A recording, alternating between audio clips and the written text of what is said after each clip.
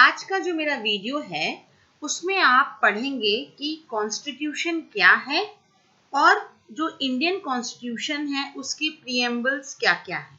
ठीक है, ये हमारा क्लास 8 में एक चैप्टर है आवर कॉन्स्टिट्यूशन। इसके डिफरेंट क्वेश्चंस और आंसर आपको इसी वीडियो में मिल जाएंगे। हम लास्ट में जैसे हमेशा डिस्कस करते हैं, जो भी हमारा टॉपिक होता है उसमें कितने क्वेश्चन फ्रेम हो सकते हैं उसके बारे में डिस्कस करेंगे। ठीक है, तो कॉन्स्टिट्यूशन ये वर्ड आपके लिए नया नहीं है, बट हम थोड़ा बेसिक स्टडी इसकी करते हैं।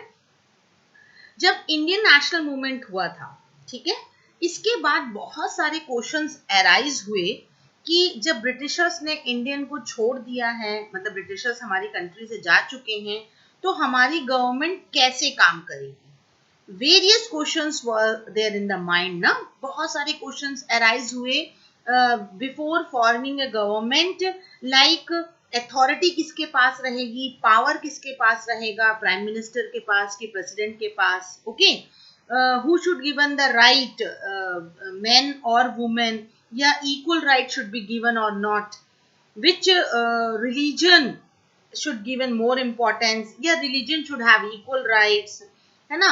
Children should get an opportunity to educated, untouchability, unemployment, means so many questions are there। तो जब इतने सारे क्वेश्चंस अराइज हुए तब ये डिसाइड किया गया कि we should form a group, एक हमें ग्रुप बनाना चाहिए, एंड उस ग्रुप में नियरिंग 299 मेंबर्स रहेंगे from different parts of the country, and that group which was elected is known as constituent assembly। Okay, and in the constitution assembly there was 299 members from the different parts of the country। तो ये जो constituent assembly बनाई गई वो किस लिए बनाई गई कि to write the constitution. Okay, constitution बनाने के लिए हमने सबसे पहले एक इलेक्टेड मेंबर की क्या बनाया, एक ग्रुप बनाया।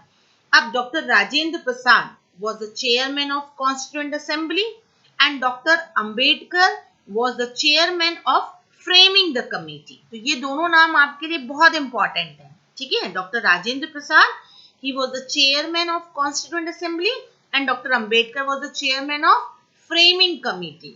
तो कॉन्स्टिट्यूशन क्या कह सकते हैं हम, दिस अ कलेक्शन किसका, in which the laws, the rights, the duties are written and in which manner that our society or system will work, that was written in the constitution। in other words मैं क्या define कर सकती हूँ, constitution provide the basis for governance in a country।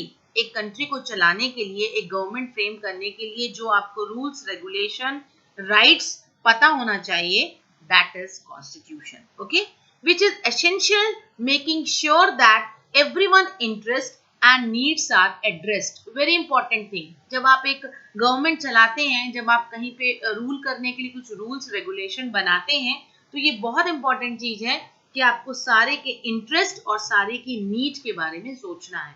जब India जैसी country है जहाँ diversity है, जहाँ बहुत सारे रिलीजन के लोग रहते हैं, बहुत सारी लैंग्वेजेस बोली जाती हैं, वहाँ सबके इंटरेस्ट का ध्यान रखते हुए, सबकी नीड का ध्यान रखते हुए क्या बनाई गई, कॉन्स्टिट्यूशन बनाया गया जिसके सबके बारे में सोचा गया।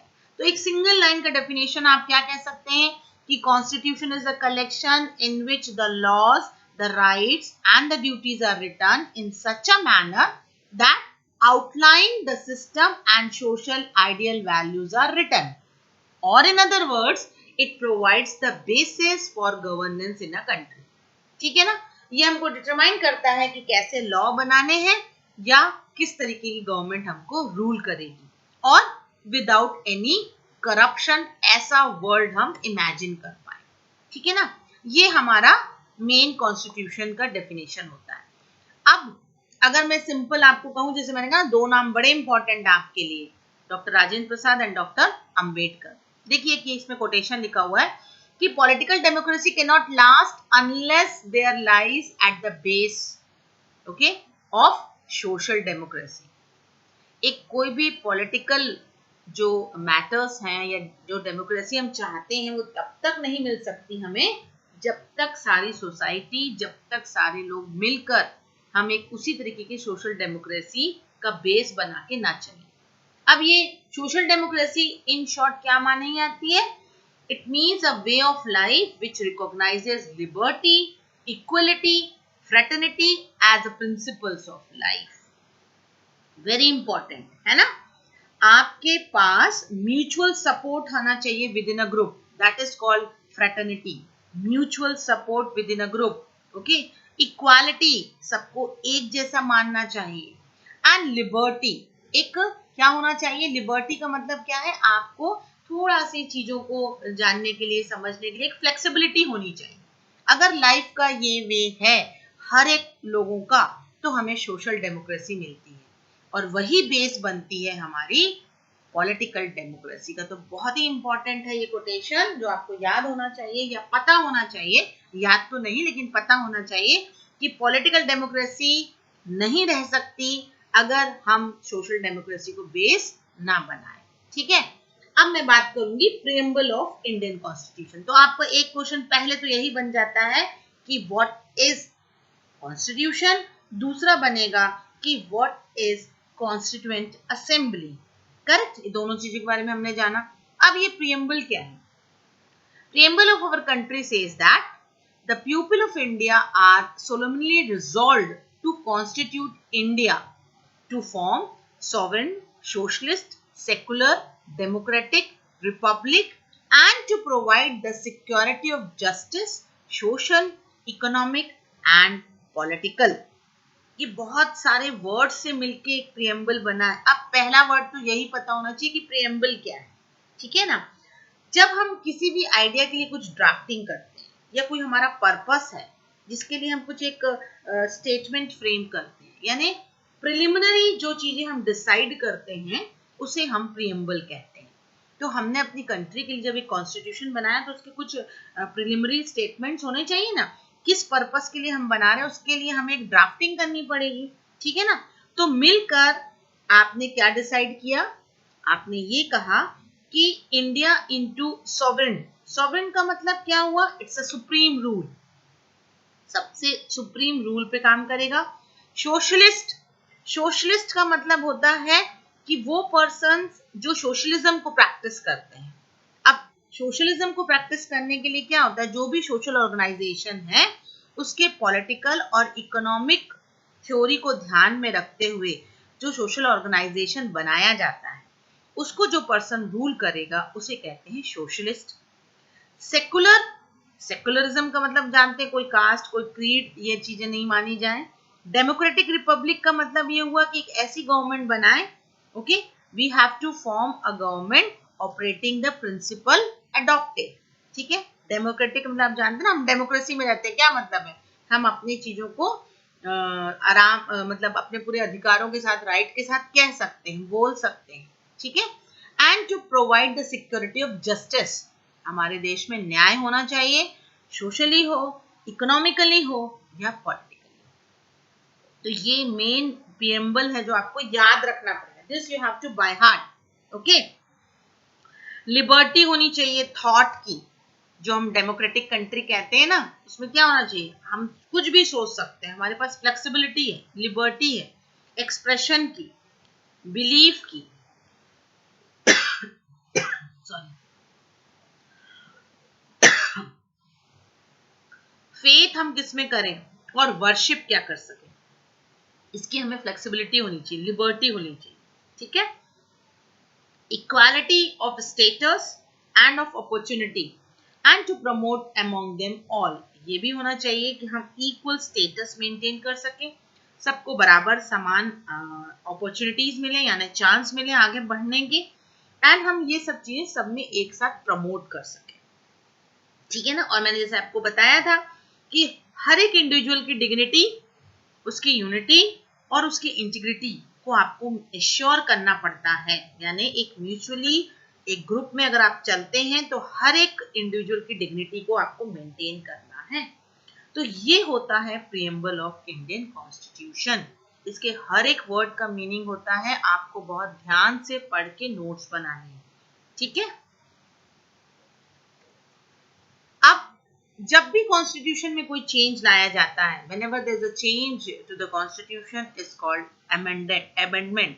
ओके, अमेंडमेंट मतलब क्या है कि आपके पास कोई रूल्स रेगुलेशन चेंज हुए हैं, आपको उसमें ऐड करना है. तो the first 10 amendments to the constitution are called bill of rights. तो अब यही एक क्वेश्चन बन जाएगा कि what do you mean by bill of rights. जब भी कोई चेंजेस लाने हैं, कोई नई चीजें ऐड करनी है आपको, तब आपको उसमें बिल ऑफ राइट्स में हर एक इंडिविजुअल को इसके बारे में बात करनी पड़ती है, क्योंकि आपकी कमिटी बनी हुई है. तो bill of rights talk about the individual rights because you are going to add that in your constitution. ठीक है ना, आप उस कॉन्स्टिट्यूशन में ऐड कर रहे हैं. तो on 26th of January 1950 Constitution of India was amended and established. ठीक है, क्लियर. जो स्ट्रगल हुआ था for independence at Lahore conference और इंडियन नेशनल कांग्रेस, है ना, on 26 January 1929 passed a resolution for the total independence.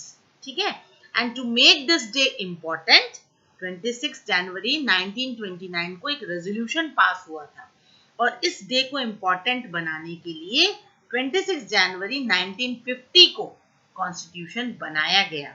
Okay, to bring the total independence या Purna Swaraj. Clear है. अब आपके पास गारंटी 6 राइट्स हैं और जो हम जानते हैं और ड्यूटीज हैं. तो पहले हम 6 फंडामेंटल राइट्स की बात कर लेते हैं, जो आप देख रहे हैं, जिसके बारे में मैं अभी तक कहती आ रही हूँ कि right to equality, right to freedom, right against exploitation, right to freedom of religion, cultural and educational rights and right to constitutional remedies. इन सब का अधिकार आपको है.